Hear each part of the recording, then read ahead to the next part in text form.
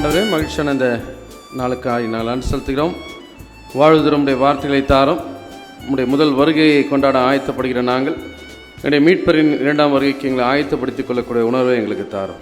இதை இந்த நேசின் வழியாக வேண்டிக் கொள்கிறோம். எங்கள் தாயின் தந்தையுமாய் கடவுளே. அன்பிற்குரிய சகோதர சகோதரிகளே, உங்களை யாவரையும் மீண்டுமாய் வருவார் என்று சொல்லி நாம் அவளோடு காத்திருக்கிற கிறிஸ்துவின் திருப்பெயரிலே அன்போடு வாழ்த்துகின்றேன். ஆண்டுடைய அருளும் ஆசையும் இந்த புதிய வாரத்திலும் உங்களோடும் ஆண்டுடைய வருகைக்காய் ஆயத்தப்படுகின்ற உடைய முயற்சிகளோடும் நிறைந்திருக்க முடியாய் அன்போடு வாழ்த்துகின்றேன். திரு வருகை காலத்தினுடைய 4வது மற்றும் நிறைவு ஞாயிற்றுக்கிழமையாக இந்த நாள் நினைவு கூறப்படுகிறது. ஒவ்வொரு திருவருகை கால ஞாயிற்றுக்கும் ஒவ்வொரு தலைப்பு அல்லது ஒவ்வொரு கிருபைகளை நாம் தியானிக்கும்படியாய் அழைக்கப்பட்டிருக்கிறோம். இந்த நாளுக்குரியது அன்பு. என்ன அன்பு?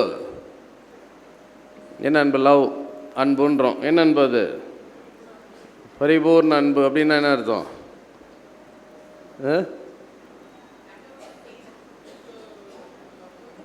அன்புன்னா ஸ்டெட்ஃபாஸ்ட் லவ் என்று சொல்வார்கள். நிலையான அன்பு, மாறாத அன்பு. நம்ம வச்சிருக்கிறது தான் அன்பு. என்ன அன்பு? எதனா கெடுத்தா பேசுவோம், இல்லைன்னா பேச மாட்டோம். நமக்கு தெரிஞ்சவங்க இருந்தால் ஒரு மாதிரி இருப்போம், தெரியாதவங்க இருந்தால் ஒரு மாதிரி இருப்போம், நமக்கு வேண்டப்பட்டவங்க இருந்தால் ஒரு மாதிரி இருப்போம், வேண்டப்படாதவங்க இருந்தால் ஒரு மாதிரி இருப்போம். நான் சொல்கிறதுக்கெல்லாம் ஆமாம் சாமின்னு சொன்னால் அப்போ அன்பு செலுத்துவோம். நம்ம செய்கிற தவிர யாராவது சுட்டி காட்டினால் நமக்கு கோபம் வந்துடும், அன்பு காணாமல் போயிடும். இது மனிதனுடைய அன்பு இல்லையா? பதிலுக்கு பதில், வேறு ஒன்றும் இல்லை. ஆனால் இங்கு சொல்லப்படுகின்ற அன்பு மாறாத அன்பு. அது யாருடைய அன்பு என்று சொன்னால் கடவுளுடைய அன்பு. ஓசியா தீர்க்கதரிசி மிக அழகாக தன்னுடைய இறைவாக்கு நூலிலே இந்த ஆண்டவருடைய அன்பை, இந்த மாறாத அன்பை, நிலைத்திருக்கக்கூடிய அன்பை ஆண்டவர் எப்படி நமக்கு வெளிப்படுத்துகிறார் என்பதை மிக அழகாக அவர் தன்னுடைய இறைவாக்கு நூலில் அவர் கூறியிருப்பார். என்ன அர்த்தம்னா, நான் மாறினாலும் நாம் மாறினாலும் அவருடைய அன்பு மாறுவது கிடையாது. ரொம்ப எளிதாக சொல்லணும், இளைய மகன் இல்லையா? தந்தையின் மீது இருந்த எல்லாம் மாறி போச்சு. ஆனால் தந்தை அப்படியே இருக்கிறார். அதே மாறாத அன்போடு தன் மகனை ஏற்றுக்கொள்ளக்கூடிய ஒரு தந்தையாக கடவுளை அங்கு உருவகப்படுத்துகிறார்கள். இது பேர் தான் மாறாத அன்பு, ஸ்டெட்ஃபாஸ்ட் லவ் என்று நாம் சொல்லுகிறோம். எனவே இந்த நாளிலும் கூட கடவுள் நம்மில் வைத்திருக்கிற அந்த அன்பு மாறாத அன்பாக இருக்கிறது, நிலைத்திருக்க அன்பாக இருக்கிறது. சில நேரத்தில் இப்படியெல்லாம் வாழ்ந்துட்டு கூட கடவுள் இவங்களை இன்னும் வச்சுட்டு இருக்கிறாருன்னு நம்ம நினைக்கிறோம் பாருங்க. அதுக்கெல்லாம் காரணமே இந்த மாறாத அன்பு தான், இந்த நிலைத்திருக்கிற அன்பு தான். அவர்களும் மனம் திரும்புவார்கள் என்று சொல்லி கடவுள் இன்னும் அடுத்த வருஷம் கனி தரும், அதுக்கு அடுத்த வருஷம் கனி தரும் என்று சொல்லி ஆண்டவர் இன்னும் தண்ணீர் ஊற்றி கொண்டு வாழ வைத்து கொண்டு இருக்கக்கூடிய அந்த அன்பு தான் மாறாத அன்பு. இந்த அன்பு எப்போதுமே நிலைத்திருந்து விடாது. அந்த அன்புக்கும் ஒரு நிறைவு இருக்கிறது என்று சொல்லக்கூடிய ஒரு திருமறை பகுதி தான் இன்றைக்கு நமக்கு தலைப்பாக கொடுக்கப்பட்டு இருக்கிறது. மாரநாதா, லைஃப் இன் வெயிட்டிங்.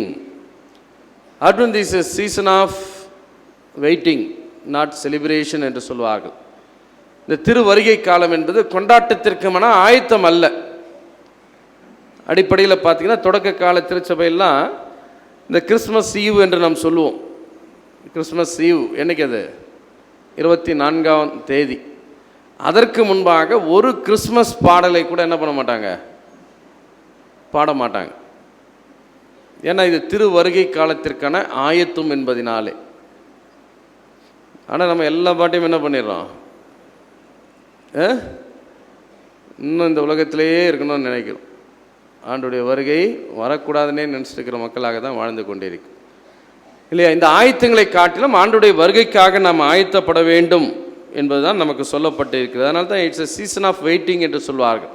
இதற்காக காத்திருக்கிறீர்கள், ஆண்டுடைய வருகைக்காக காத்திருக்கிறீர்கள். அதனால தான் இன்னைக்கு தலைப்பு காத்திருக்கக்கூடிய அந்த வாழ்வு அல்லது வாழ்வில் காத்திருத்தல், லைஃப் இன் வெயிட்டிங் என்கிற தலைப்பு நமக்கு கொடுக்கப்பட்டிருக்கிறது. இதற்கு மாரநாதா என்கிற வார்த்தை நமக்கு சொல்லப்பட்டிருக்கிறது. இந்த மாரநாதா என்கிற வார்த்தை அரமேய மொழியில் இருந்து வந்த ஒரு வார்த்தை. சில வார்த்தை நம்ம டிரான்ஸ்லேஷன் பண்ணியிருப்போம், சில வார்த்தை நம்ம டிரான்ஸ்லிட்ரேஷன் என்று சொல்வார்கள். பொருள் மாறாமல் அதே உச்சரிப்போடு நாம் பயன்படுத்தக்கூடிய வார்த்தை. சில அல்லேலூயான்னு நம்ம சொல்கிறோம் இல்லையா, அதெல்லாமே அந்த எபிரேய வார்த்தையை அப்படியே பயன்படுத்துகிறோம். அதை நம்ம டிரான்ஸ்லேஷன் பண்ணலை, மாறாக டிரான்ஸ்லிட்ரேஷனோடு அந்த வார்த்தையை நாம் பயன்படுத்தி கொள்கிறோம். அதே போல தான் இந்த அரமேய வார்த்தை மாரநாத்தா என்கிற வார்த்தை. ஒருவேளை அந்த மொழி வழக்கத்திலிருந்து அது அற்று போனாலும் கூட அந்த வார்த்தையை திருச்சபை தொடர்ந்து பயன்படுத்தி கொண்டிருக்கிறது.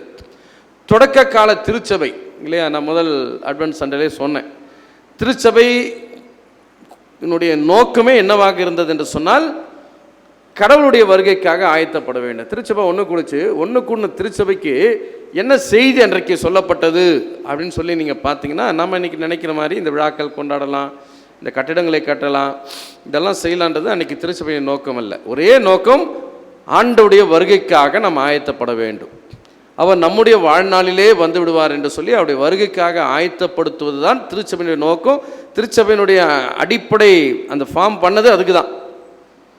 கடவுளுடைய வருகைக்கு முன்பாக மக்களை ஆயத்தப்படுத்தி விட வேண்டும், கடவுளுடைய வருகைக்கு முன்பாக நற்செய்தியை அறிவித்து விட வேண்டும். அதனால தான் அந்தந்த தலைமுறையிலேயே எல்லா நாடுகளுக்கும் சென்று கடவுளுடைய வார்த்தையை அறிவித்து விட வேண்டும் என்று சொன்னார்கள்.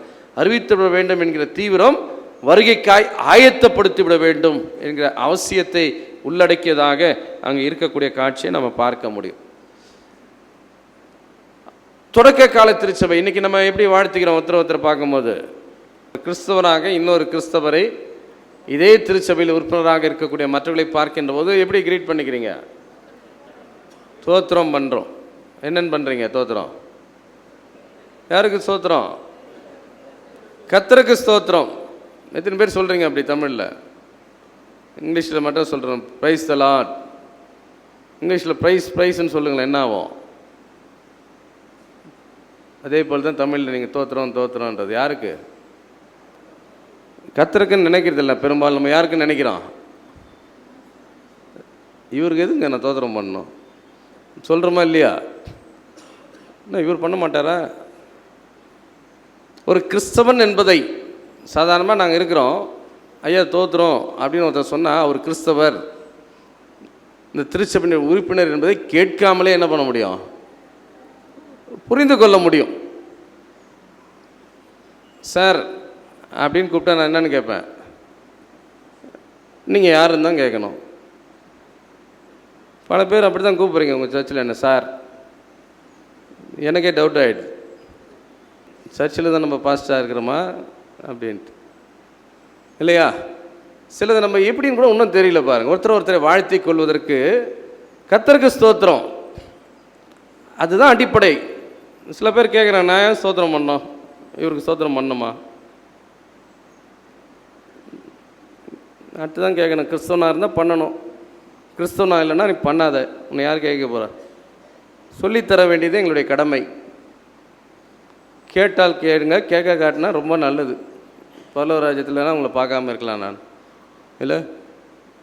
இப்போ நம்ம ஒருத்தர் நம்ம வாழ்த்தி கொள்வதை போல தொடக்க கால திருச்சபைக்கு ஒரே நோக்கம், கடவுளுடைய வருகைக்காக ஆயத்தப்பட வேண்டும். அப்போது அவங்க பயன்படுத்தின இந்த வார்த்தை தான் இந்த அரமேய வார்த்தை மாரநாத்தா.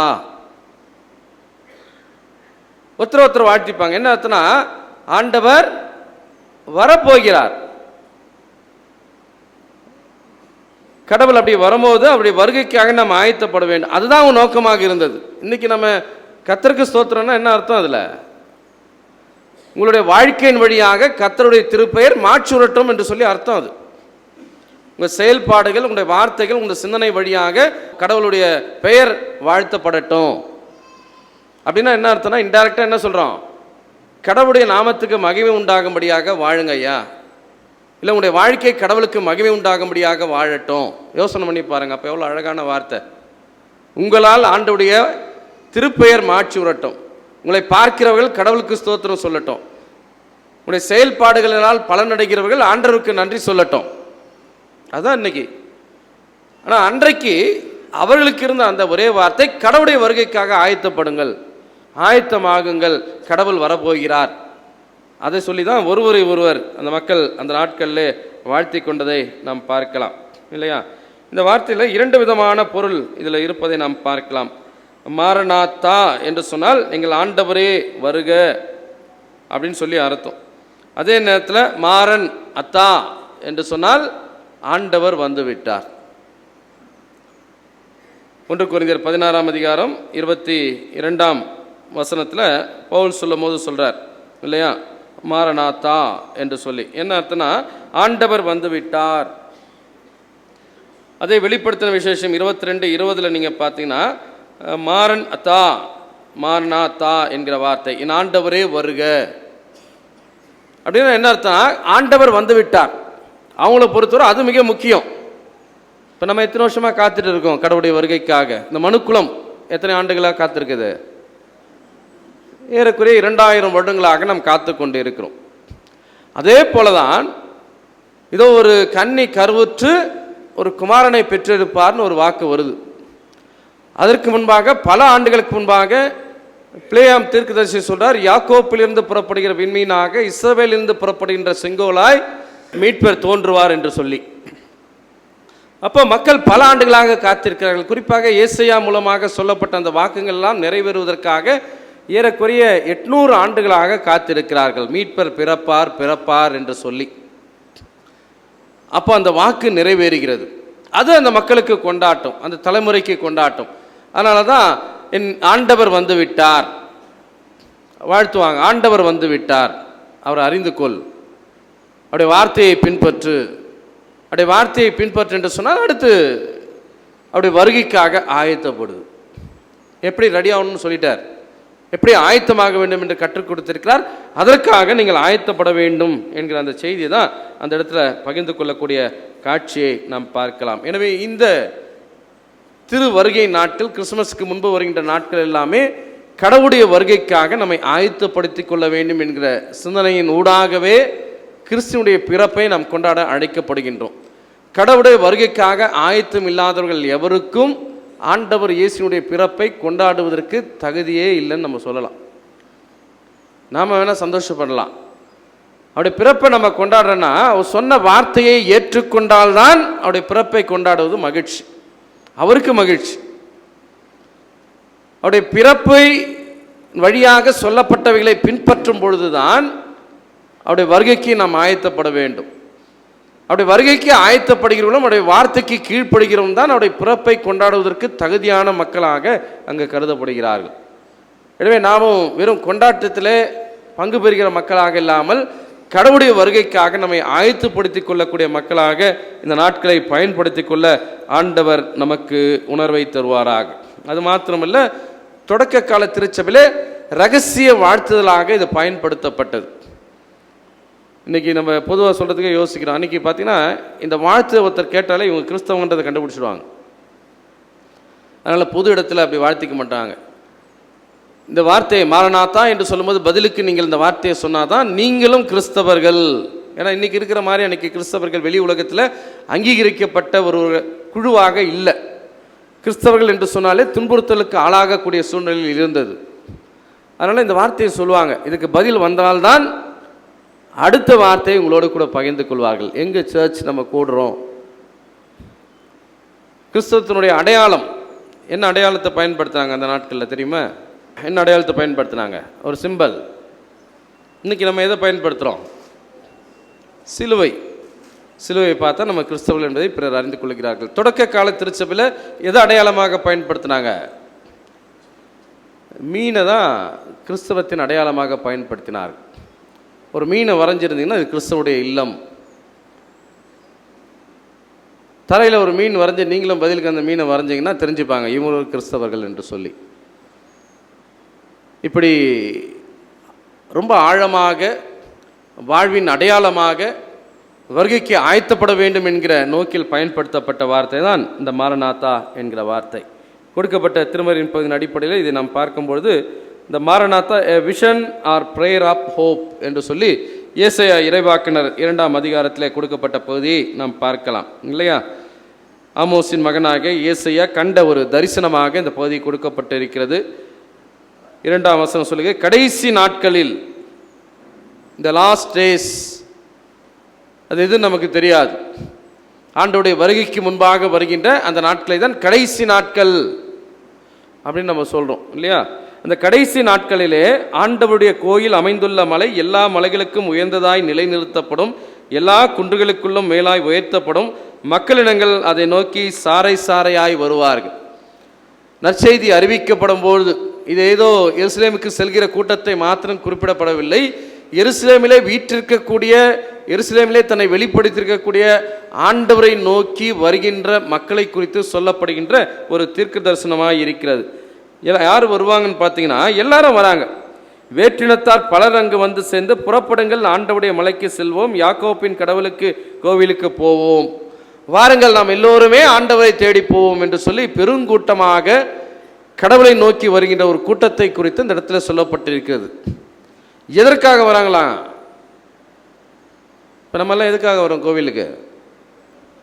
கடவுளை தொழுது கொள்றதுன்னு எப்படி? விழுந்துட்டு போயிட வேண்டியது தானே, ஏன் உட்காந்துக்கிறீங்க?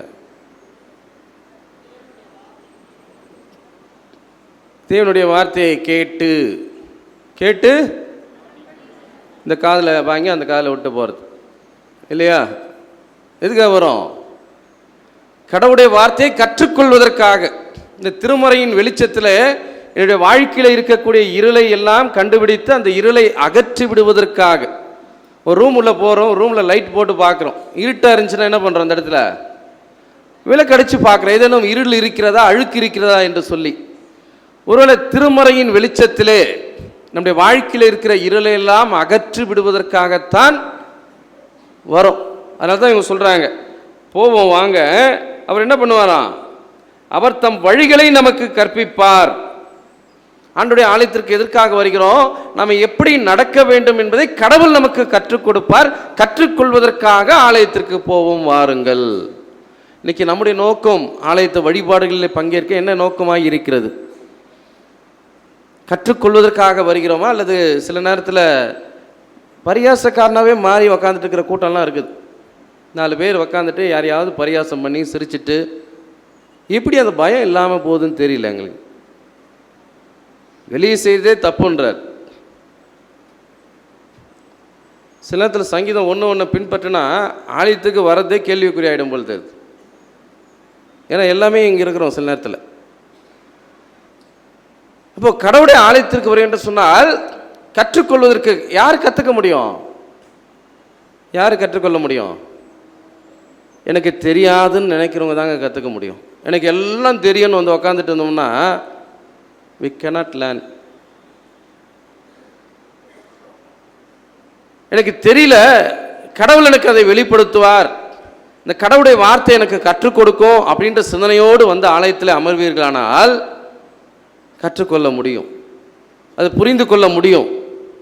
இல்லை மூடப்பட்ட இருதயங்களோடு வந்து உக்காந்துட்டு இருந்தீங்கன்னா போகாது. அதான் நான் அடிக்கடி சொல்கிற வார்த்தை தான், ஒரே விதை தான்,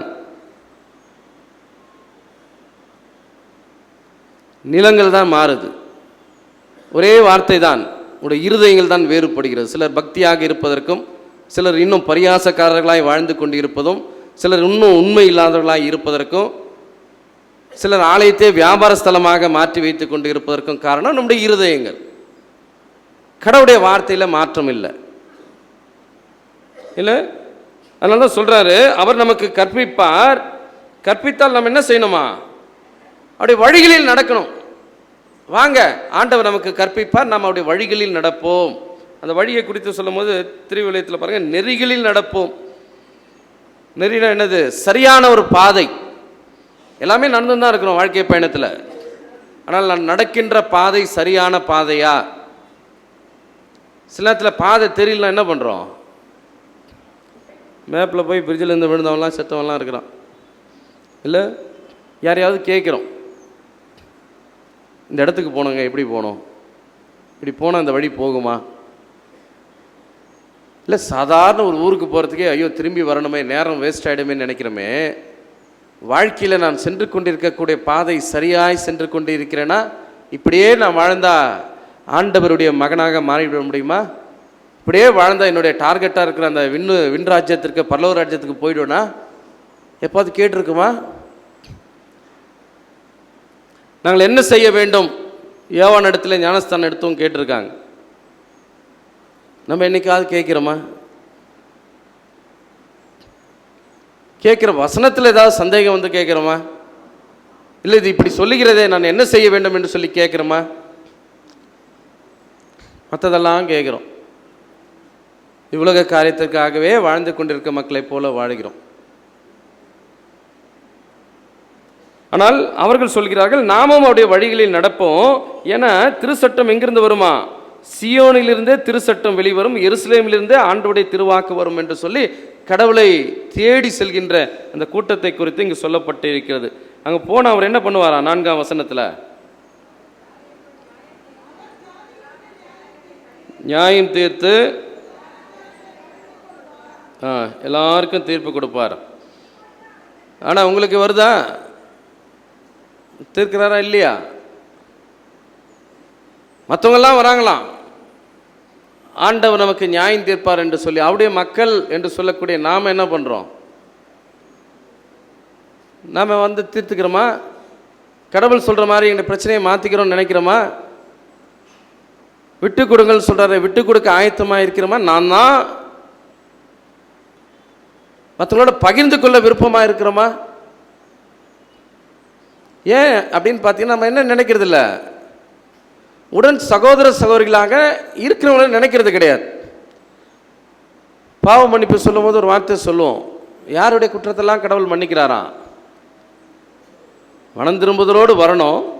தங்கள் உடன் வாழ்கின்ற சகோதர சகோதரின் குற்றங்களை மன்னிக்கிற எவருக்கும் பாவ மன்னிப்பை அருளி செய்வோம் என்று வாக்குத்தத்தம் செய்திருக்கிறார். அந்த கண்டிஷனில் தான் கொடுக்குறார். ஆனால் நாம் அதை செய்கிறோமா? இல்லை. ஆனால் இங்கே ஆண்டவர் சொல்கிறாங்க, அவங்க கடவுள்கிட்ட போனால் நம்முடைய பிரச்சனைகள்லாம் தீர்த்து வைப்பார். பொதுவாக நம்மெல்லாம் சொல்லுவோம், கிறிஸ்தவர்கள் சொல்லுவாங்க, நம்மளாம் உலகத்தை என்ன பண்ண போகிறோமா? நியாயம் தீர்க்க போகிறோம் என்று சொல்லுவாங்க. ஆனால் நம்முடைய நியாயமே எங்கே போய் நிற்குது? சுப்ரீம் கோர்ட்லேயும், ஹை கோர்ட்லேயும், போலீஸ் ஸ்டேஷன்லேயும். அப்புறம் அடுத்த வாரம் பாடின்னு போகிறது என்னென்ன, ஏசு நல்லவர், ஏசு நல்லவர். அந்த வழியாக போனால் என்ன நினைப்பாங்க? கடவுளுடைய திருப்பெயரை வீணிலே வழங்காதிருப்பாயாக. அதுவும் 10 கட்டளையில் ஒரு கட்டளை. வசதியாக அதை மறந்துடுறோம். கடவுள் தீர்ப்பளித்து விட்டால் அங்கே என்ன நடக்குமா? பிரச்சனைகள் எல்லாம் சால்வ் ஆகுது, சண்டெல்லாம் இல்லை. என்ன நடக்குது பாருங்க, அவர்கள் தங்கள் வாள்களை என்னவா மாற்றுறாங்களாம்? படிங்க அதை, அறிவாள்களை என்னவா மாற்றுறாங்க? அவர்கள் தங்கள் வாள்களை கலப்பை கொழுக்களாகவும் தங்கள் ஈட்டிகளை கருக்கறிவாள்களாகவும் அடித்துக் கொள்வார்கள். வாள் எதுக்கு பயன்படும்? பிறரை வெட்டுவதற்கு. ஈட்டி பிறரை கொல்வதற்கு. இப்போ பிரச்சனையே இல்லை, கடவுள் எல்லாத்தையும் தீர்த்துட்டார். ஆண்டவருக்குள்ளாக ஒருவரை ஒருவர் மன்னித்து ஏற்றுக்கொண்டு விட்டோம். அதனால எங்களுக்கு என்ன தேவையில்லை? இந்த வாளும் இந்த ஈட்டியும் தேவை கிடையாது. அதனால இதை என்னவா மாற்றிக்கிறோம்?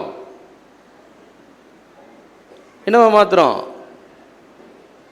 உணவை உற்பத்தி செய்யக்கூடிய, அழிவை ஏற்படுத்தக்கூடிய ஆயுதங்களை பயன்படுத்தி உணவை ஏற்படுத்தக்கூடிய கருவிகளாக மாற்றி விடுகிறோம். இது பேர் ஆயுதம், இது பேர் கருவி.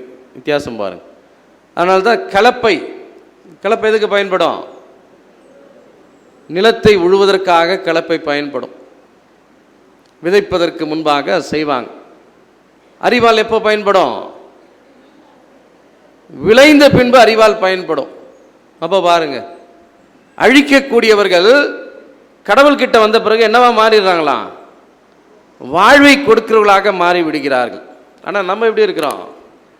வந்ததுலேருந்து அப்படியே தான் இருக்கிறோம். இந்த மாற்றத்தை ஏற்படுத்த வேண்டும். இதுதான் வருகையின் நாட்கள். என்னவா மாற்றணும்? அழிவுக்குரியவர்களாக இருக்கக்கூடிய நீங்கள் ஆண்டவருக்குள் வந்துவிட்டீர்கள் என்று சொன்னால் வாழ்வை அளிக்கக்கூடியவர்களாக நீங்கள் மாற வேண்டும். அதனால தான் சகை என்ன சொல்றாரு, யாரையாவது நான் ஏமாத்திருந்தா என்னங்க பண்ணுறேன்? நாலாம் தனியாக கொடுக்குறேன். அவர் உண்மையாக யாரையும் ஏமாத்தலை. அதனால தான் தைரியமாக சொல்கிறார். நம்ம சிலர் அசிங்கம் பண்ணி வச்சுருப்போம் பாருங்கள், இவர் இப்படி தான், இவர் இப்படி தான், பாத்தியா பண்ண தெரியாது, கேள்விப்பட்டியாமே, இப்படியாமே.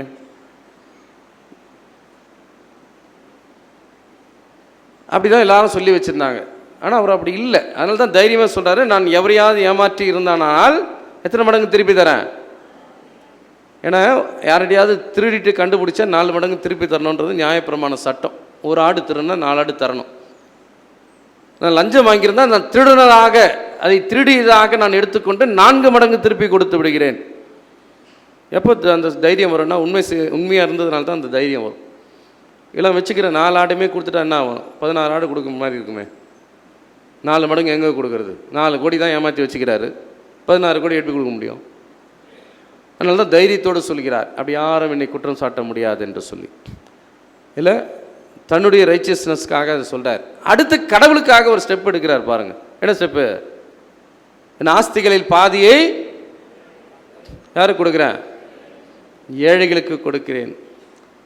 முதல் வேணால் நம்ம சொல்லிடலாம், ரெண்டாவது சொல்ல முடியுமா? சொல்ல முடியுமா? முடியாதா? முடியாது.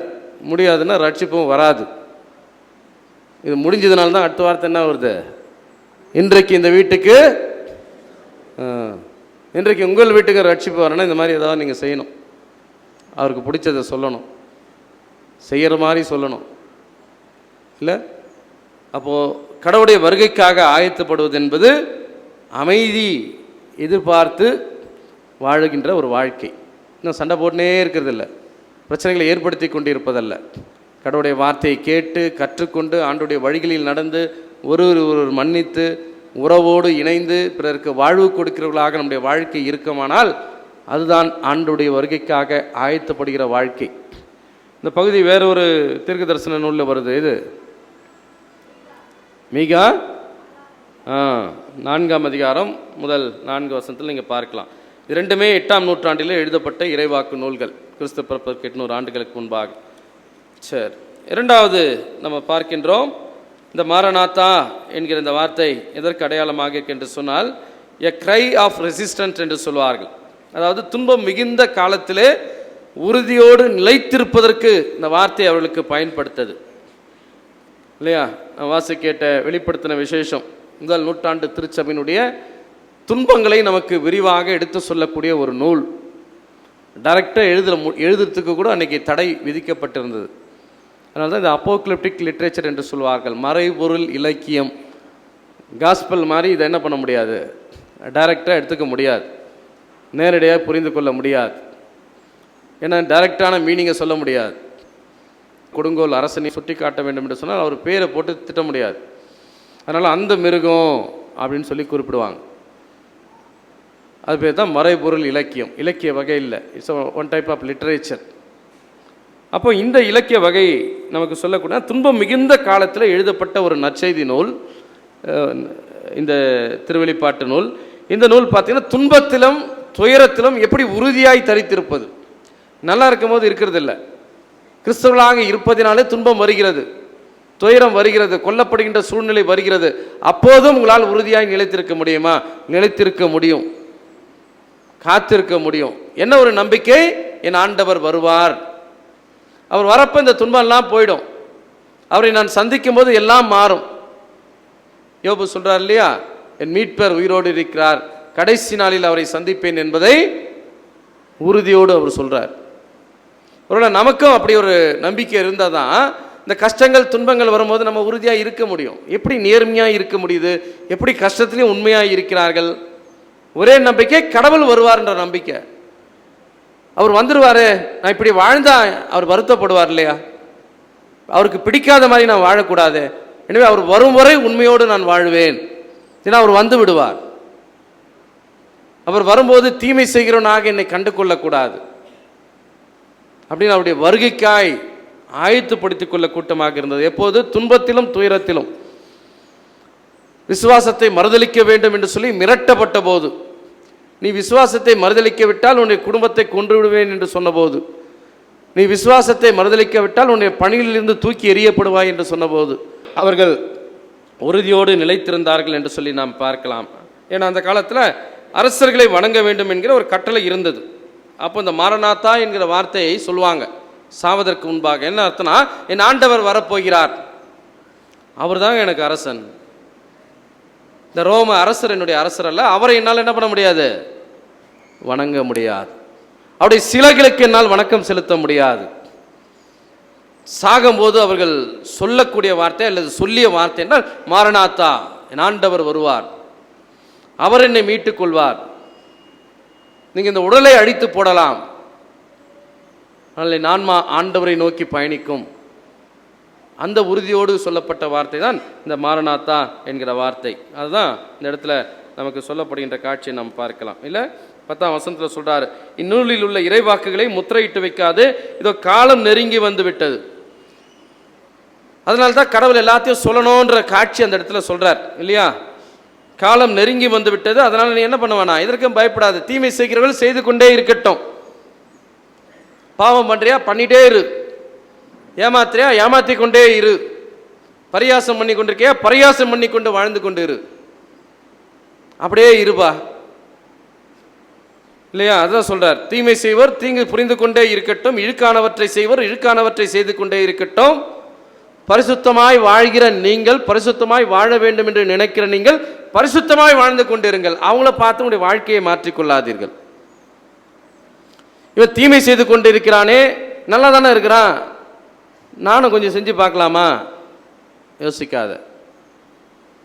அதான் ஆண்டவர் சொல்றார், தூயோர் தங்கள் தூய்மையானவற்றை செய்து கொண்டே இருக்கட்டும். படிங்க யாராவது அதை பாருங்க. அநியாயம் செய்கிறவன் இன்னும் செய்யட்டும். 10 பேரை ஏமாத்துறோம், இன்னும் 100 பேரை ஏமாத்துறோம். சொல்லுங்க. அசுத்தமாய் இருக்கிறவர்கள், அசுத்தமான வாழ்க்கையை வாழ்கிறவர்கள் அப்படியே இருங்க. பாருங்க, நீதி உள்ளவன் இன்னும் நீதி செய்யட்டும். பரிசுத்தமாய் வாழ்கிற நீங்கள் இன்னும் பரிசுத்தமாய் மாற வேண்டும் என்று சொல்லி யோசிங்க. எதுல எல்லாம் சின்ன சின்ன காரியங்கள் இருக்குது என்று சொல்லி உங்களுடைய வாழ்க்கையை நீங்கள் சரிபடுத்திக் கொள்ளுங்கள். அதுதான் அந்த இடத்துல அவர் சொல்றார் இல்லையா? அதனால தான் சொல்றார், இதோ நான் சீக்கிரம் வருகிறேன், அவரவர் செயலுக்கு ஏற்ப அவரவருக்கு நான் அளிக்கின்ற கைமாறு என்னோடு கூட. அவர் வராருன்னா இது கூட வருதான், நியாய தீர்ப்பு வருகிறது. கோர்ட்டில் சொல்லுவாங்க இல்லையா, வழக்கெல்லாம் விசாரித்து விட்டு ஜட்ஜ்மெண்ட் டே ஒரு நாள் வைப்பாங்க, இன்றைக்கு நீதி தீர்ப்பு வழங்கப்படும். அப்போ அந்த தீர்ப்பை அவர் எடுத்துகிட்டு வருவார். எலெக்ஷன் ரிசல்ட் மாதிரி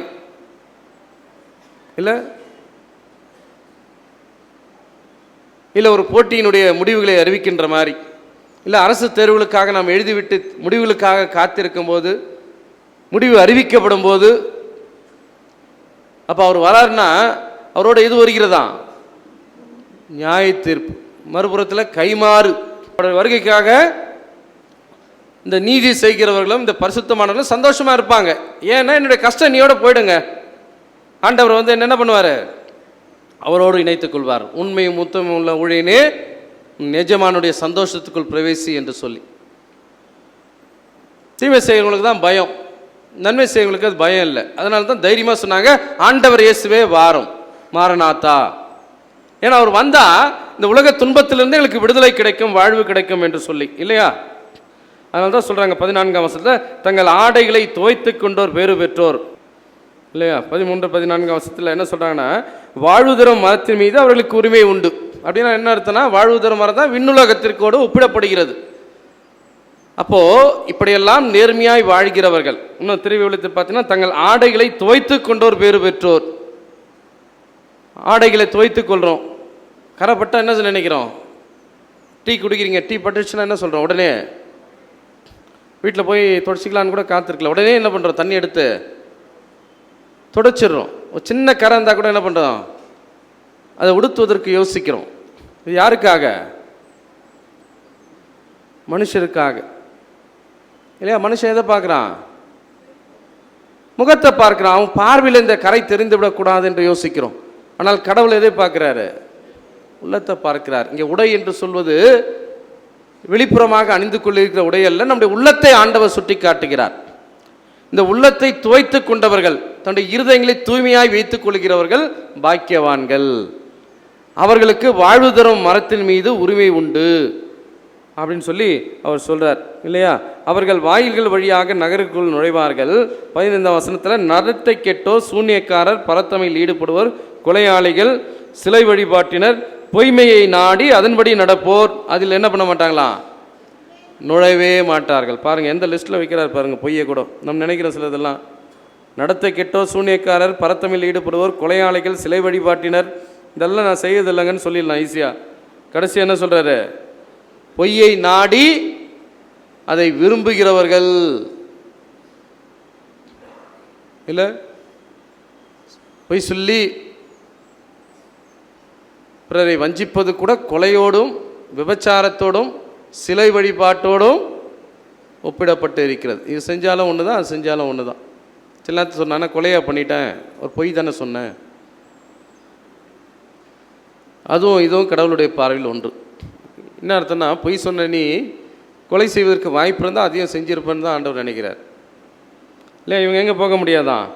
விண்ணுலகில் செல்லவே முடியாதுன்னு சொல்லி ஆண்டவர் சொல்வதை நாம் பார்க்கலாம். இல்லை, தொடர்ந்து நீங்கள் படித்து பார்க்கலாம். 17ஆம் வசனத்தில் அதான் சொல்கிறார், ஆவியாரம் ஆட்டுக்குட்டியின் மணமகளும் சேர்ந்து வருக வருக என்கிறார்கள், இதை கேட்போரும் வருக வருக என்று சொல்லட்டும். தாகமாய் இருப்போர் என்னிடம் வரட்டும், விருப்பம் உள்ளோர் வாழ்வு தரும் தண்ணீரை இலவசமாக குடியிட்டும். அப்போ ஆண்டோடைய வருகைக்காக வர்றது எல்லாமே பணம் கொடுத்தல்ல. இந்த வாழ்க்கையை எதற்காக? இலவசமாக கூப்பிட்றார். அர்த்தம், தாகமுள்ளவன் வந்து தண்ணீரை பருகட்டும் என்று அவர் சொல்வதை நாம் பார்க்கலாம். ரட்சிப்பு இலவசமாய் ஆண்டவர் கொடுக்க ஆயத்தமாக இருக்கிறார். விண்ணுலக வாழ்க்கையை இலவசமாய் கொடுக்க ஆயத்தமுள்ளவராக இருக்கிறார். அந்த வாழ்க்கைக்கு நம்மை ஆயத்தப்படுத்திக் கொள்ள முடியாய், இந்த உலக தீமையினாலே நம்மை கரைப்படுத்தாதபடிக்கு கடவுளுக்குள்ளாய் நம்மை பரிசுத்தப்படுத்தி கொண்டவர்களாக ஆண்டவருடைய வருகைக்காய் துன்பத்திலும் துயரத்திலும் கூட காத்திருக்கக்கூடிய வாழ்வுதான் கிறிஸ்தவ வாழ்வு. அவர்கள்தான் மாரநாதா என்று சொல்ல முடியும் என்று சொல்லி நாம் பார்க்கலாம். ஆனால் தான் 20ஆம் வசனத்தில் சொல்றார், இதற்கு சாட்சி பகருகிறவர் ஆம் விரைவாக வருகிறேன் என்கிறார். ஆமேன். ஆண்டவராகிய இயேசுவே வாரும், கர்த்தராகிய இயேசுவே வாரும். எப்போ கூப்பிட முடியும்? ஆயத்தப்படுத்திங்கன்னா கூப்பிடலாம். அப்படி கூப்பிடணும்னு தான் ஆண்டவர் எதிர்பார்க்கிறார். நம்ம ஆண்டவர் வரும்போது நம்ம பயப்படணும்னு சொல்லி அவர் எதிர்பார்க்கல. அவர் வருகைக்காய் ஆயத்தப்பட வேண்டும் என்று சொல்கிறார் இல்லையா? மாரநாதா, எ கால் ஃபார் ஆக்டிவ் டிசைபிள்ஷிப். காத்திருத்தல்னா என்ன? வெறுமனே காத்திருத்தல் அல்ல. இந்த ட்ரெயினில் சில நேரத்தில் வெயிட்டிங் ரூம் போடுவாங்க, படுத்து தூங்கிட்டு இருக்கிறது இல்லை. இந்த காத்திருத்தல் என்பது ஆயத்தமாகுதல், விழிப்போடு காத்திருக்க வேண்டும். அதுதான் நம்ம நற்செய்தி நூலில் சொல்கிறாங்க. லூக்கா 12ஆம் அதிகாரத்தில் அந்த வசனத்தில் அது சொல்கிறார். என்ன சொல்கிறார் பாருங்கள், சிறு மந்தையே நீங்கள் பயப்பட வேண்டாம். 32ஆம் வசனம், சிறு மந்தையாகிய நீங்கள் அஞ்ச வேண்டாம், உங்கள் தந்தை உங்களை தம் ஆட்சிக்கு உட்படுத்த துருளம் கொண்டு. பயப்படாத சிறு மந்தை. எப்பவுமே கடவுளுடைய பிள்ளைகள் எப்படி இருப்பாங்க? சிறு மந்தையாக தான் இருப்பாங்க, மைனாரிட்டி தான் இருப்பாங்க. Church is the minority, Christians is the minority. கிறிஸ்டியனுக்குள்ளவே உண்மையை செய்கிறவங்களும் மைனாரிட்டி தான் இருப்பாங்க. பெருங்கூட்டம் நமக்கு எதிராக இருக்குதுன்னு சொல்லி நம்ம என்ன பண்ண வேண்டியதில்லை, பயப்பட வேண்டியதில்லை. நான் யாருமே இல்லையே என் கூட, நாங்கள் கொஞ்சம் பேர் தானே இருக்கிறோம் அப்படி நினைக்கிறவர்களை பார்த்து தான் ஆண்டவர் சொல்றார், பயப்படாதே சிறு மந்தையே, உங்கள் தந்தை உங்களை தம் ஆட்சிக்கு உட்படுத்த திருவுளம் கொண்டிருக்கிறார். உங்களுக்கு ராஜ்யத்தை கொடுக்க, விண்ணுலக வாழ்க்கையை கொடுப்பதற்கு கடவுள் ஆயத்தமாக இருக்கிறார். எனவே நீ என்ன பண்ண வேண்டாம், பயப்படாதே. யாரும் என் கூட இல்லைன்னு நினைக்காத. மனிதர்கள் இருக்குந்தா போதும் நம்ம நினைக்கிறோம், ஆனால் அவர்களை கடந்த கடவுள் நம்மோடு கூட இருக்கிறேன் என்று சொல்லி வாக்கு கொடுப்பதை நாம் பார்க்கலாம் இல்லையா? அதனால என்ன சொல்றாரு, கடவுள் தனக்கு என்ன கொடுக்க இருக்கிறாரா? படிங்க மீண்டும் அதை 32ஆம் வசனம். சிறு மந்தையாகிய நீங்கள் அஞ்ச வேண்டாம், உங்கள் தந்தை உங்களை தம் ஆட்சிக்கு உட்படுத்த துருளம் கொண்டுள்ளார். உங்களை ராஜ்யத்தை கொடுக்க பிதா துருளம் கொண்டுள்ளார். அப்புறம் நீங்க என்ன கொடுக்கணும்? முடியுமா? ராஜ்யத்தை கொடுக்க பிரியமா இருக்கிறான்னு அர்த்தம். அவருடைய பரலோக ராஜ்யத்தை உங்களுக்கு கொடுக்குறேன்னு ஆயத்தமா இருக்கிறாராம். ஒரு நாள் ஹோட்டலில் போய் தங்கினோன்னா நம்ம என்ன பண்ணோம்? ஊட்டிக்கு போகிறீங்க, கொடைக்கானல் போகிறீங்க, என்ன பண்ணோம்? தங்கினோன்னா என்ன பண்ணணும்? காசு கொடுக்கணும், பே பண்ணணும். பரலோக ராஜ்யத்தில் பர்மனெண்ட்டாக தங்கினோன்னா என்ன பண்ணணும்? அதுக்கும் கொடுக்கணும். என்னத்தை கொடுக்கணுமா? உங்களுக்கு உள்ளவைகளெல்லாம் விற்று பிச்சை கொடுங்கள், பழமையாய் போகாத பணப்பை. அப்படின்னா என்ன அர்த்தம்? பர்ஸை மூடி மூடி வைக்காதப்பா, கொடுத்துனே இந்த எல்லாம் ஃப்ரெஷ்ஷாக இருக்குன்றார். நகை பழசாயிடுச்சுன்ற பாருங்க. அப்படின்னா என்ன அர்த்தம்? ரொம்ப நாளாக அப்படியே வச்சுன்னுக்கிறேன்னு அர்த்தம். அது விற்று என்ன பண்ண சொல்கிறாரு? அது விற்று பிச்சை கொடுங்கன்றார். நடக்குமா? நடக்காதா? அது நடக்காதுன்னா பரலோக ராஜ்யம் போகிறதும் நடக்காது. ஆண்டவர் தான் சொல்கிறார் இல்லையா? விற்று போகாத பணப்பைகளும் விண்ணுலகில் குறையாத செல்வத்தையும் என்ன பண்ணுங்க, தேடிக்கொள்ளுங்கள். படிங்க தொடர்ந்து. விண்ணுலகில் குறையாத செல்வத்தையும் இங்க தேடிக்கொள்ளுங்கள். கொடுத்தா எங்க எடுத்துக்கலாமா? அங்க எடுத்துக்கலாம். அந்த பேங்க்ல போடுங்க. Bank of heaven, state bank தான் நம்ம போகிறோம். அது இங்கே மட்டும் தான் இருக்கும். இந்த கிரெடிட் கார்டு அங்கே எடுத்துகிட்டு போக முடியாது. அப்படியே உங்கள் பாக்கெட்டில் இருந்தால் கூட எடுத்துருவாங்க நம்ம ஆளுங்க. புதைக்கிறதுக்கு முன்னாடி சின்ன மூக்கு திருந்தால் கூட எடுத்துருவாங்க. நானும் பார்க்குறேன், துக்கத்தில் அழுவாங்களே, மறந்து விட்டுருவாங்களா யாராவதுன்னு. நானும் 20 வருஷமாக பார்க்குறேன், யாரும் விட்ட மாதிரியே தெரியல. ஒருத்தர் மட்டும்தான் விட்டார், மோதிரம் வரல. இல்லை எங்கள் அம்மாவோட என்கேஜ்மெண்ட் மோதிரம் விட்டுருங்கன்னார். ஓன்னு அழுவாங்க, கரெக்டாக ஷார்ப்பாக பார்த்துடுவாங்க. ரொம்ப நாளைக்கு அப்புறம் தான் தெரியும், கடைசியாக பாருங்கன்றாங்களா, அதுக்கு தான் போல் தெரியுது, எதனாக தான் பார்த்துருங்கன்ட்டு. நானே யோசிப்பேன், வீட்டில் 2 நாளாக இருந்தாங்களே, இல்லை 10 வருஷமாக 40 வருஷமாக வீட்டில் இருந்தாங்களா, அப்போல்லாம் பார்க்கலையே, புதைக்கணுன்றப்போ தான் போய் கடைசியாக பாருன்றா. இன்னும் எதனா இருக்குதா, நீ எதனா கேட்டணுமான்னு போய் பாரு. இந்த கண்ணாடி கூட எல்லாரும் ஒரே மாதிரி கூலிங் கிளாஸ் இருந்தால் அவுத்துடுவாங்க போல் தெரியுது. இல்லை அந்த லென்ஸ் வராதுன்னு அது மட்டும் விட்டு அனுப்பிச்சிடுறது. இப்படி தானே போயிட்டு இருக்கு இல்லையா? ஆனால் இங்கே என்ன சொல்கிறாரு, எங்கே சேர்த்து வைங்க, விண்ணுலகில் சேமித்து வையுங்கள். நீங்கள் என்ன பண்ணலாம், அங்கிருந்து எடுத்துக்கலாம், அது மாறாத செல்வமாக இருக்கும் இல்லையா? அங்கே என்ன நெருங்குவது இல்லையா? படிங்க பாருங்க. அங்கே திருடன் என்ன பண்ணுறது இல்லை, வர்றதும் கிடையாது, பூச்சி கெடுக்கிறது இல்லை. அந்த காலத்துலலாம் எங்கே எடுத்து வைப்பாங்க, பேங்க் கிடையாது, வீட்டிலே பெட்டியில் வைப்பாங்க. கரையான் அரைச்சிடும். அதனால தான் காயின்ஸாக மாற்றி பானையில் போட்டு வைப்பாங்க. அதை தான் இன்றைக்கி நம்ம எடுத்துகிட்டு புதையல்ன்றோம் இல்லை? அடுத்து பாருங்கள், உங்கள் பொக்கிஷம் எங்கே இருக்கிறதோ அங்கே உங்கள் இருதயமும் இருக்கும். ஹாலில் ஒரு 50 பவுன் நகை இப்போ வச்சுட்டு வந்தீங்கன்னா எங்கே இருக்கும் இப்போ உங்கள் இருதயம்? கிளம்பி போயிட்டு இருப்பீங்க, அது வேறு விஷயம். எங்கே இருக்கும்? யாராவது வந்துட்டு இருப்பானா, அந்த சர்வெண்ட்டை வேறு வர சொன்னேனே, பக்கத்து வீட்டில் சாவி கொடுத்துட்டு வந்தேனே, உள்ளே போயிட்டுருப்பானா, எப்படா கம்மியன் கொடுத்தோன்னே ஓடி போயிடலாமா, இல்லை காணி கெடுக்கிறப்போ ஏந்து நிற்க சொல்லுவாங்களா, அப்போ கிளம்பிடலாமா? இல்லை, ஆண்டவர் சொல்கிறார், உங்கள் பொக்கிஷம் எங்கே இருக்கிறது அங்கே விண்ணுலகிலே நீங்கள் சேர்த்து வைத்தா சீக்கிரம் அங்கே போகணும் அப்படின்ற ஆவல் இருக்கும். அப்போ நம்முடைய பொக்கிஷத்தை நம்ம எங்கே வைக்கிறோம் இல்லை, அதை யோசிக்க முடியாய் நம்ம அழைக்கப்படுகின்றோம். அடுத்து சொல்கிறார் பாருங்கள், உங்கள் இடையை வரைந்து கட்டிக்கொள்ளுங்கள், விளக்குகளும் எரிந்து கொண்டே இருக்கட்டும். திருமண விருந்துக்கு போயிருந்த தன் தலைவர் திரும்பி வந்து தட்டும்போது உடனே அவருக்கு கதவை திறக்க காத்திருக்கும் பணியாளருக்கு ஒப்பிடுங்கள். எஜமான் போயிருக்கிறார், போயிட்டு வந்து கதவை தட்டுவார். தட்டுறதுக்கு முன்னே திறந்தா எப்படி இருக்கும்? சந்தோஷமாக இருக்கு. போயிட்டு வரோம், வெளியே போயிட்டு வரீங்க, வரப்போ உங்கள் மனைவி கதவு திறந்து உங்களுக்காக காத்துட்டு இருந்தால் எப்படி இருக்கும்? ஜென்ஸ் யாரும் சொல்ல மாட்டேன்றாங்க பார். ஏன்னா அப்படிலாம் நாங்கள் பார்த்ததே இல்லைங்க. ஒரு மகிழ்ச்சி இருக்கும் பாருங்கள், எல்லா கவலையும் போயிடும். எனக்காக என்ன பண்ணுறாங்க? ஆனால் இப்போ நம்ம 10 நிமிஷத்துக்கு முன்னாடியே ஃபோன் பண்ண வேண்டியதாகுது. வரேன், கதவு தர, சாவி எடுத்துன்னு போகணுன்ற தெரியாது உனக்கு, நைட்டில் டிஸ்டர்ப் பண்ணுறேன்.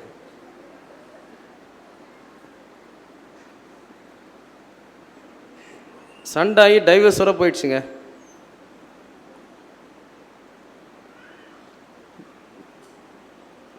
ஒய்ஃப் கேரள் ரவுண்ட்ஸ் போயிட்டு வந்துக்கிறாங்க. போன வாரம் நம்ம சர்ச்சு இல்லை, உடனே யாருன்னு பார்ப்பீங்க, வேறு மாவட்டம். கணவர் வேலைக்கு போயிட்டு வந்துடுறார், நைட் ஷிஃப்ட் 9 மணிக்கு வந்துட்டார். இந்தம்மா கேரள் ரவுண்ட்ஸ் முடிச்சு 2 மணிக்கு போய்க்குது, செல்ஃபோனும் சுவிட்ச் ஆஃப் ஆகிட்டுக்குது. பிரச்சனை எங்கே போய்க்குது? காலையில் வர கேரள் ரவுண்ட்ஸ் தான் அந்த வீட்டில், பொழுது வெடிக்கிற வர தனித்தனியாகுது. இப்போ கிறிஸ்மஸ்க்கு பேசலாம், உங்களுக்கு தெரியாதையா, சும்மா இருங்க ஏன்றாங்க. நான் சொன்னேன், சாவி ஒன்று எடுத்துன்னு போயிட வேண்டியதானம்மா, நான் எங்கள் வீட்டில் 3 சாவி வச்சுக்கிறேன், இந்த பிரச்சனையே வரதில்லை இல்லை. அதனால தான் ஆண்டவர் சொல்கிறார், எப்போதும் ஆயத்தமாக இருங்கள். எஜமான் வெளியே போயிருக்கிறாரு, அவர் வருவார்னு சொல்லிட்டு ஒரு வேலைக்காரன் தூங்காமல் காத்திருப்பதை போன்று கடவுளுடைய வருகைக்காக நீங்களும் ஆவலோடு காத்திருக்க வேண்டும் என்று சொல்லி ஆண்டவர் எதிர்பார்க்கிறார். அதனால தான் சொல்றாரு, உங்கள் இடையை வரிந்து கட்டிக்கொள்ளுங்கள், விளக்குகளும் எரிந்து கொண்டிருக்கட்டும். திருமண விருந்துக்கு போயிருந்த தம் தலைவர் திரும்பி வந்து தட்டும்போது உடனே அவருக்கு கதவை திறக்க காத்திருக்கும் பணியாளருக்கு ஒப்பாயிருங்கள். 37ஆம் வசனம் படிங்க. தலைவர் வந்து பார்க்கும்போது எஜமான் வரும்போது பணியாளர்கள் விழித்திருக்கலாய் காணப்படும் பேறு பெற்றவர்கள், ஊழியக்காரரே பாக்கியவான்கள். இல்லை, எஜமான் வரும்போது கண்ணை திறந்துட்டு உக்காந்துட்டு எவ்வளோ சந்தோஷமா இருக்கும் பாருங்க. கடவுளுக்கும் நீங்கள் அப்படி காத்து கொண்டிருப்பீர்களானால் கடவுளுக்கும் அவ்வளோ சந்தோஷமா இருக்கும். என் வருகைக்காக என் மகன் காத்திருக்கிறான். இல்லை, ஏர்போர்ட்லேருந்து இறங்கி வரும்போது நமக்காக ஒரு 10 பேர் மாலையோட நின்று தான் எவ்வளோ சந்தோஷமா இருக்கும். அந்த மாதிரி ஒரு சந்தோஷம் ஆண்டவர் இருக்கும். என் பிள்ளை எனக்காக காத்து கொண்டு இருக்கிறது, நான் எப்போது வருவேன் என்று சொல்லி, மரணாத்தா என்று சொல்லி காத்திருக்குது என்று சொல்லி. இல்லை, அடுத்து படிங்க. அவர் என்ன பண்ணுவாராம் பாருங்க. அப்படி காத்துட்டு இருந்தா அவர் தம் இடையை கட்டிக்கொண்டு அவர்களில் பந்தியில் அமர செய்து சமீபமாய் வந்து அவருக்கு ஊழியம் செய்வார் என்று மெய்யாகவே உங்களுக்கு சொல்கிறேன். இப்படி இருந்துட்டீங்கன்னா அவர் உங்கள் அருகிலே வந்து அவர் தன் இடையை கட்டிக்கொண்டு உங்களுக்கு அவர் பணிவிடை செய்வாராம். யாரு? ஆண்டவர். இல்லை, தன் மகனுக்கு தன் மகளுக்கு வெளியூர்லேருந்து உங்கள் குழந்தை வரும்போது நீங்கள் எப்படி செய்கிறீங்களோ அந்த மாதிரி வந்தவர் நீங்கள் அவருக்காக காத்திருப்பதை பார்த்த உடனே அவர் உங்களுக்கு பணிவிடை செய்வார். அதனால தான் லாசரை கொண்டு போய் யார் மடியில் உட்கார வச்சிருந்தாரு?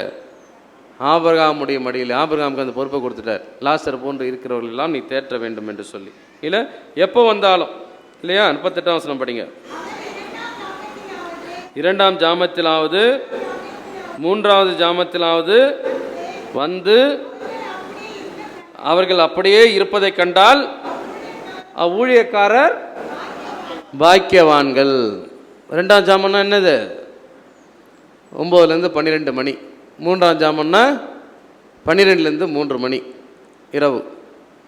அப்போ வந்தால் கூட காத்திருக்கலாக காணப்பட்டால் அவர்கள் பாக்கியவான்கள். அப்படின்னா என்ன அர்த்தம்? ஆண்டோடைய வருகை எப்போன்னு தெரியாது, ஆனால் எப்போ வந்தாலும் அவருக்காக நீங்கள் காத்திருப்பீர்களானால் ஆண்டவர் மகிழ்ச்சி அடைவார்.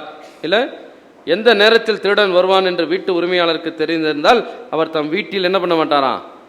திருட விட மாட்டார் என்பதை அறிவீர்கள். நீங்களும் 40ஆம் வசனம் படிங்க. நீங்களும் விழித்திருந்து நீங்களும் ஆயத்தமாயிருங்கள், ஏனெனில் நீங்கள் நினையாத நேரத்தில் மானிட மகன் வருவார். கடவுள் உங்களுக்கும் அதே வார்த்தையை சொல்றார். நீங்கள் நினையாத வேளையில் மானிட மகன் வருவார். இல்லை, வருவாரா வரமாட்டாரா? வருவார், வரமாட்டார் அப்படின்னு சொல்லி பாரதிதாசன் சொல்றார். ஒரு கவிதை எழுதுகிறார். இயேசுநாதர் வரன்றாரே, ஏங்க வரல அவரு? ஏன் வரல அப்படின்றதுக்கு அவர் ஒரு காரணத்தை எழுதுகிறார் தன்னுடைய கவிதையில். இயேசுநாதர் ஏன் வரவில்லை? இல்லையா, ஆயர் அனௌன்ஸ் பண்ணுறாராம் சர்ச்சில். என்னென்ன? தலை, காது, மூக்கு, கழுத்து, கை, மார்பு, விரல், தாள் என்ற 8 உறுப்பும் தங்க நகை, வெள்ளி நகை, ரத்தினம் இழைத்த நகை, தையலர்கள் அணியாமலும் விலை குறையும் ஆடைகள் அணிந்தமே கோவில் வர வேண்டும் என்ற பாதிரி விடுத்த ஒரு செய்தியால் கிறிஸ்மஸ்க்கு யாருமே புது ட்ரெஸ் போட்டு கோயிலுக்குள்ளே வரக்கூடாதுங்க, திருவிருந்தங்களுக்கு கொடுக்க மாட்டேன்னு சொன்னால் என்ன பண்ணுவீங்க? என்ன நீங்கள் வராதிங்க, நாங்கள் போயிடுறோம். நீங்கள் கோயில் அனௌன்ஸ் பண்ணாங்களாம். அப்படி விடுத்த ஒரு செய்தியால் விஷமென்று கோயிலை வெறுத்தார்கள் பெண்கள் மற்றும் புருஷர். இப்படி அனௌன்ஸ் பண்ண பிறகு விஷத்தை எப்படி வேண்டாம், விஷத்தை எடுத்து வாயில ஊட்டினா சாப்பிட்ருவோமா? என்னதான் அன்பா இருந்தா கூட. அதே போல ஆலயத்தை வெறுத்தார்களாம். அடுத்த வாரம் பார்த்தா யாருமே இல்லை. இல்லைன்னா என்ன பண்ணுவார்? உடனே நம்மால் 4 பேர் லெட்டர் எழுதுவோம் இல்லையா? என்னென்ன நைர் வந்து இது மாதிரி சொல்லிட்டாரு ஐயா, அதனால் சர்ச்சுக்கு வர மக்கள்லாம் வராமல் போயிட்டாங்க, அதனால் காணிக்கை குறைஞ்சி போச்சு. நமக்கு எது முக்கியம்? காணிக்கை முக்கியம். இது எதுவுமே நமக்கு முக்கியம் கிடையாது. ஏன்னா நம்ம இங்கே என்ன பண்ணிட்டுக்கிறோம்? வியாபாரம் பண்ணுக்கிறோம். டேர்ன் ஓவர் எவ்வளோ ஆச்சுங்க? நிறைய சம்பாதிச்சு கொடுத்தாருன்னா அவர் நல்ல ஆயர். ஆயரில் அவர் பிஸ்னஸ் மேன். நமக்கு அதான் முக்கியம் நினைக்கிறோம். அடுத்த வாரம் வரல இல்லையா? 8 உறுப்பு சொல்கிறார். என்னது? தலை, காது, மூக்கு, கழுத்து, மார்பு, கை, விரல், தாள். தாள்னா என்னது? தமிழர்கள் தான் நீங்கள். தாள் அப்படின்னா என்னது? கால். கால் என்ன போடுறோம்? கொலுசு. அதனால சொல்கிறார் வெள்ளி கூட போடக்கூடாதுன்னு. விடுத்த ஒரு செய்தியால் விஷமென்று கோயிலை வெறுத்தார்கள் பெண்கள் புருஷர். அடுத்த வாரம் பார்த்து பாதிரக்கு என்ன ஆகிடும்? நீங்கள்லாம் வரலனா நான் சொன்னாலும் அடுத்த வாரம் கிறிஸ்மஸ்க்கு யாருமே இல்லை, என்ன ஆகும்?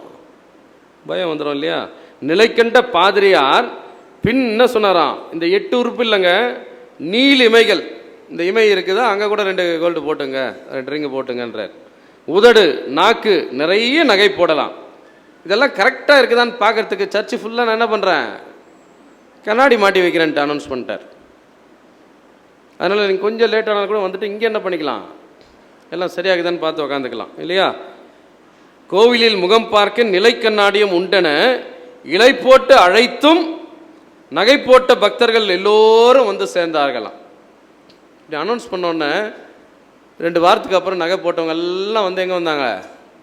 கோயிலுக்கு வந்தார்கள். இயேசுநாதர் மட்டும் அங்கு வரவில்லையே, என் இனிய பாரத தேசமே அப்படின்னு சொல்லி அந்த கவிதையை முடிக்கிறார். இன்னைக்கு ஆண்டவர் வர வேண்டும் என்று சொன்னால் நாம் அவருடைய வருகைக்காக ஆயத்தமாக வேண்டும். ஏன் அவர் வரலைன்னா நாம் இன்னும் ஆயத்தமாகவில்லை. எனவே ஆயத்தமாகக்கூடிய காலமாக இந்த திருவருகை காலத்தை நாம் பயன்படுத்திக் கொள்ள ஆண்டவர் நமக்கு உதவி செய்வாராக. ஜெபிப்போம். அதில் இந்த ஆண்டவரை இந்த மனமகிழ்வான நாளுக்காக நாங்கள் நன்றி செலுத்துகிறோம். மீண்டுமாய் வருவேன் என்று சொன்ன எங்கள் மீட்பருடைய குரலுக்காய் ஆவலோடு அவருடைய வருகைக்காய் காத்திருக்கக்கூடிய இந்த திரு வருகை காலத்திற்காக நாங்கள் நன்றி செலுத்துகிறோம். ஏசாயா இறைவாக்கினரை போல கற்றுக்கொள்கிறவர்களாக, ஆண்டவரே அமைதியை ஏற்படுத்துகின்றவர்களாக, வாழ்வை அளிக்கிறவர்களாக நாங்கள் மாறும்போது எங்களுடைய மீட்பர் வருவார்.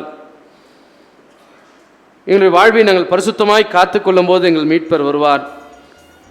விழிப்போடு நாங்கள் காத்திருக்கும் போது எங்கள் மீட்பர் வருவார். அந்த நம்பிக்கையிலே நாங்கள் வாழ்வதற்கு நீர் எங்களுக்கு உணர்வைத்தார். கிறிஸ்துவினுடைய பிறப்பை கொண்டாடுகிற நாங்கள் அவருடைய வருகையை கொண்டாடக்கூடிய மக்களாக, அந்த வருகையிலே பங்கேற்கக்கூடிய மக்களாக வாழ்வதற்கு நீர் எங்களுக்கு உணர்வைத்தார். இறைமை இந்த நேசன் வழியாய் வேண்டிக் கொள்கிறோம் எங்கள் தாயின் தந்தையுமாய் கடவுளே.